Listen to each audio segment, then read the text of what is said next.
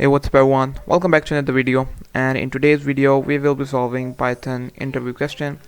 And our today's interview question is that we have to input a string, and first we will take the input of the string and then we have to give the changed output accordingly. Let's say the input is a3 and b2, then we have to print output a 3 times and b 2 times. And if the input is a2 and b2, then we have to print a2 times and b2 times. And if the input is a1 b1, then we have to print ab. So without wasting any time, let's just dive into this question.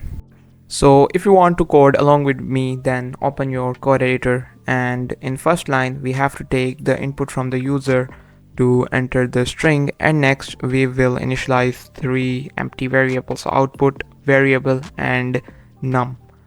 And then we will run a for loop for character in the string to iterate every single character in the string, and then we will use if statement that if the character is alphabet, then we will store that character in the var variable.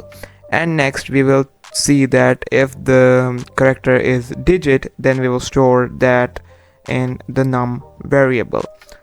Afterwards, what we will be doing is that we will multiply the number times the variable. Means we will see that if the number is a3, then we will multiply a times 3 and it will print a 3 times.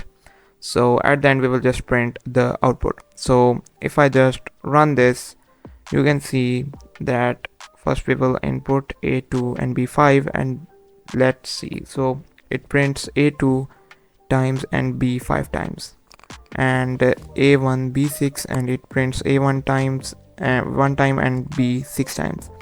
Yeah, so that was it for today's video. If you like the video, give it a thumbs up and subscribe to the channel. Thanks for watching.